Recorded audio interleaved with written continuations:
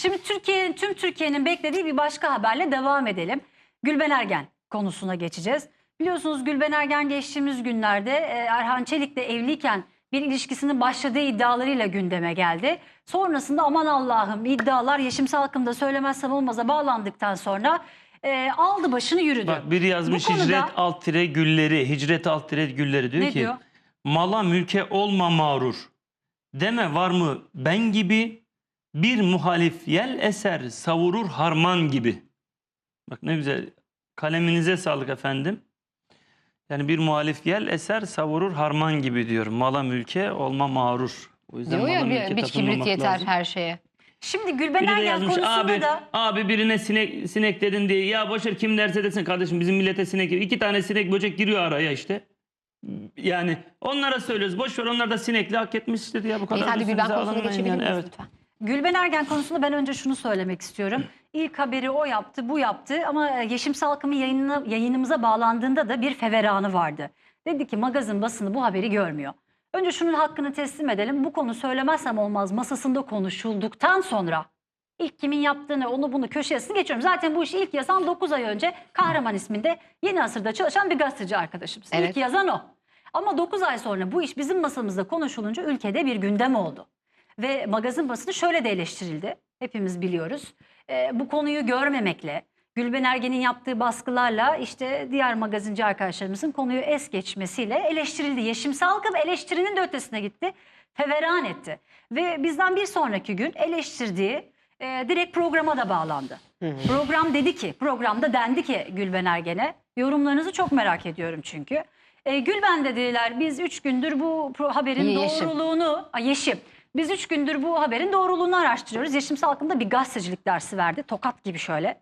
Dedi ki ya siz gece 1'de gelen haberi sabah 8'de girersiniz. 3 gün ne haberinin doğruluğunu gösteriyorsunuz. Yani mevzu şu ki söylemezsem olmaz konuyu konuşmaya başladıktan sonra ülkede gündem oldu. Artık konuşulmak zorunda da kalındı. Mecbur kaldı. Aslında Cengiz'in yaptığı açıklama ne kadar komikti değil mi? Dedi ki biz dedi bakıyoruz acaba doğru mu değil mi araştırıyoruz falan. Sen bu kadar refleksleri kuvvetli bir gazeteci bu işi 3 günde mi araştıracak? Çok komikti gerçekten ama Yeşim zaten hakkını verdi yani bu işin. Bir de ne var Ama biliyor öyle musun? deme onlar çok büyük kanalda iş yapıyorlar. Ve itibarlı. Çok itibarlı. Onlar İtibar gören gazete. programlar. Tabii itibar gören. Beyaz TV mi? Bunlar zaten küçücük Küçücük kanallar kimse Bak, izlemiyor bizi Bak diye. güzel kardeşim, güzel Cengiz'im.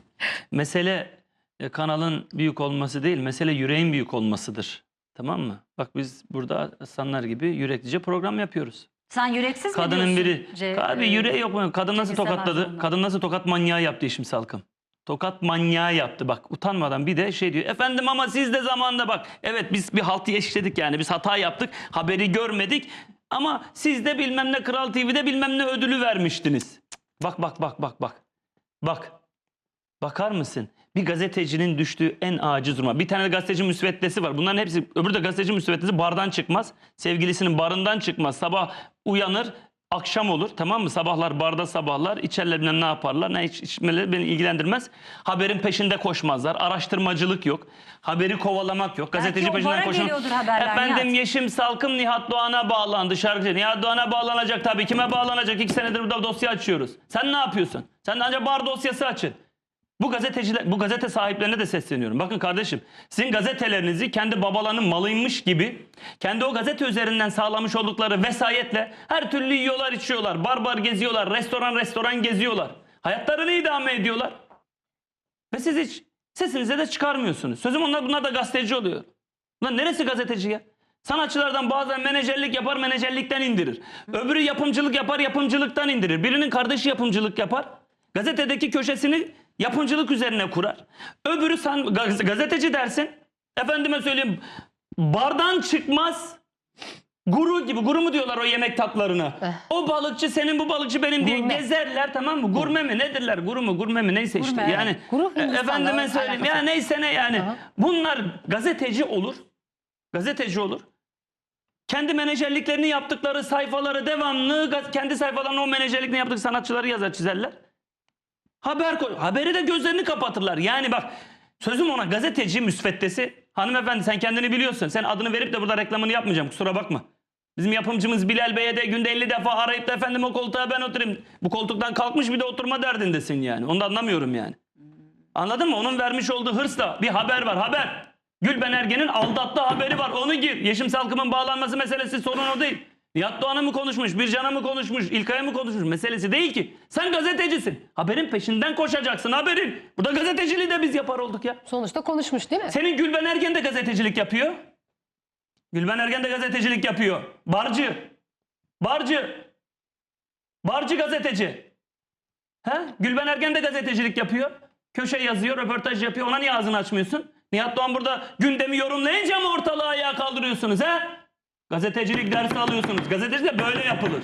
Tamam mı? Ne demişler Nihat? Gazetecilik Sen gündemi böyle yapılır. yorumluyorsun diye bir şey mi demişler? Ne? Gündemi yorumlamana mı laf Nihat etmişler? Doğan'a mı? Bilmiyorum. Nihat Doğan herkes işini yapsın. Sen de işini yap. Sen de işin. Senin ne işin var barcılıkla? Barcılıksa git barcılık yap.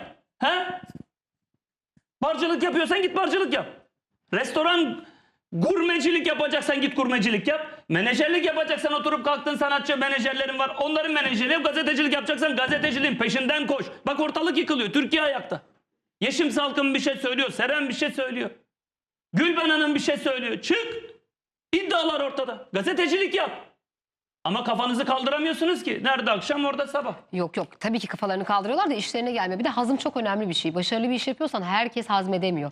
Başarılı işin taşlayanı çok daha fazla oluyor. O yüzden siz itibarlı kanallarınıza, itibarlı programlarınıza devam edin. Biz konuyu değerlendirelim. Geçmiş olsun. Şimdi bizim belki etkimizin az olduğunu iddia eden bu gazetecilerin Çok iyi düşmüş biliyorlar olduğu bizi. en komik yan da bizim işlediğimiz konuyu sonra ülke gündemi taşımak zorunda kalmış olmaları. Tabii. Yani Tabii. etkimiz zaten buradan çıkmış oluyor. Tabii. Cevap bile vermeye Yeşimi gerekecek bağlı bir şey yok. öyle bir etki yarattın ki buradan tsunami. Oturdu oradan mecburen